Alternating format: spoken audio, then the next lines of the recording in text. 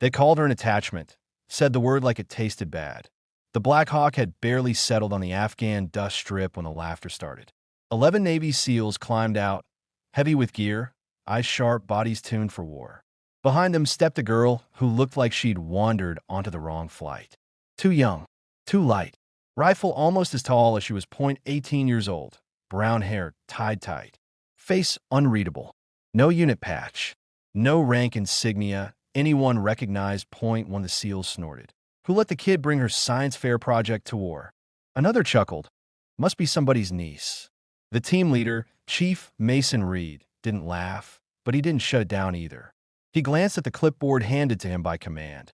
Attachment, civilian liaison / marksmanship specialist, age 18. Reed frowned. This a joke? The officer shrugged. Orders from higher. She observes. Doesn't interfere. The girl said nothing. Her name was Evelyn Cross, but no one bothered to ask. They marched her to the firing range outside the forward operating base. Heat shimmered over the dirt. Targets stood at distances most soldiers wouldn't even attempt without optics tuned and time to breathe. A SEAL named Rourke leaned toward another. I'll give her 5 minutes before she cries. They handed her a standard issue sniper rifle, almost mocking. No custom build, no adjustments. Ever fire one of these, kid? Rourke asked. She nodded once. They ran drills.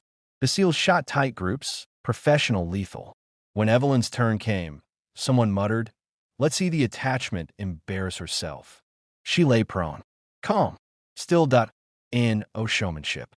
No bravado. She fired. The first round hit dead center, at a range that made a few brows lift. The second round cut the first hole clean. The third vanished into the same space. Silence crept in. Rourke squinted. Lucky grouping. They moved the target back, farther than standard qualification. Wind picked up. She adjusted without being told. 3 more shots. All hits. Reed stepped forward slowly. Again.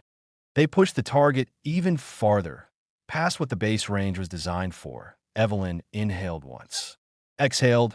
Crack. The steel rang. Not once. Not twice. Every single round, a SEAL cursed under his breath. Rourke laughed nervously. Okay, kid's got a trick.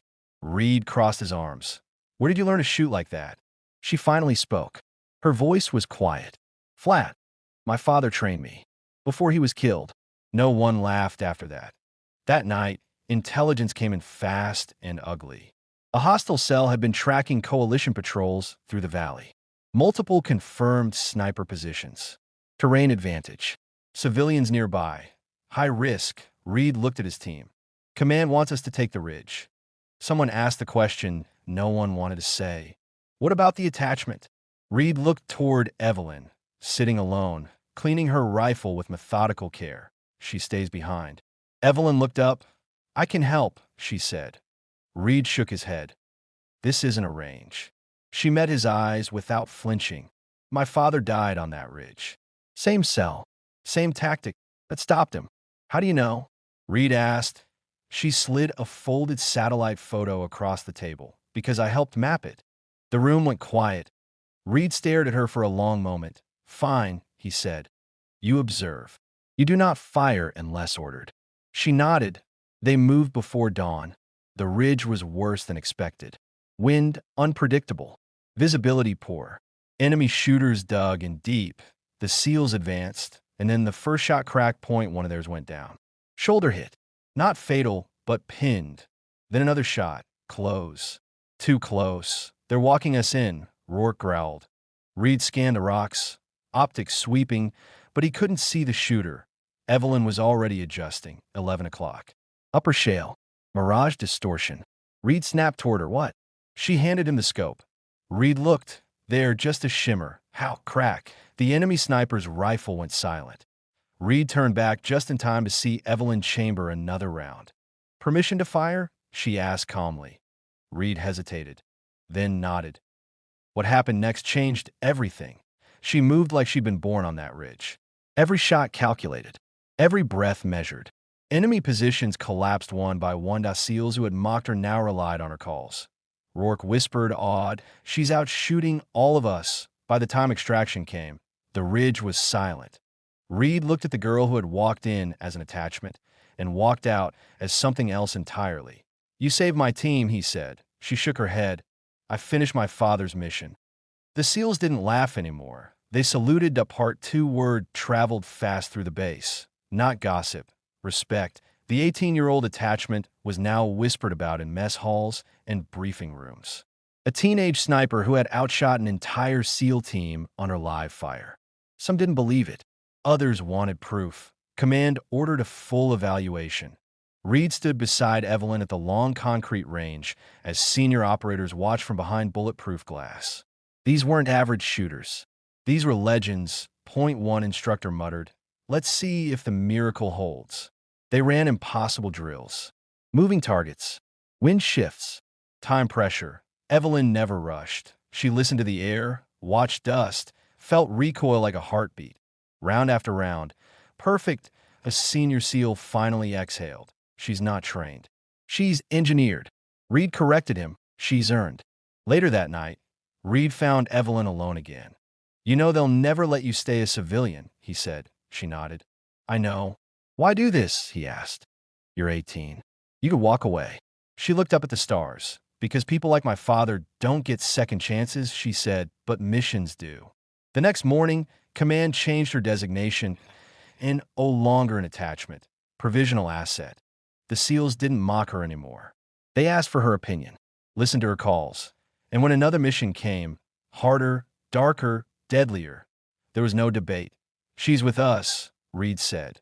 The teenage sniper adjusted her rifle. Ready.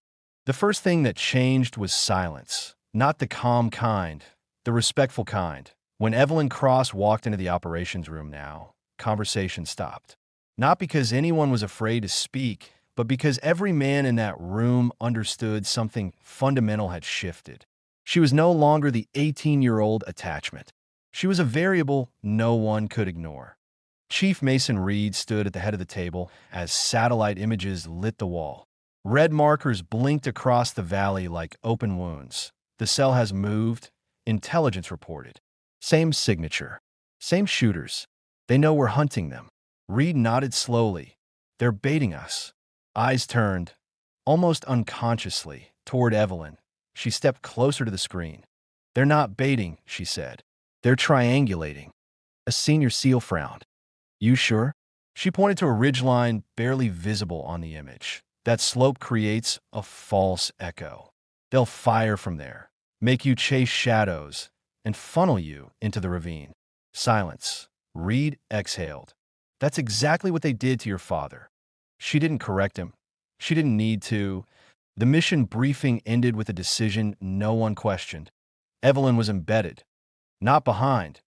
Not observing. Embedded. The insertion happened under cloud cover, rotors slicing the night air. The terrain was hostile, unforgiving. Rocks cut boots. Wind carried whispers that sounded like voices.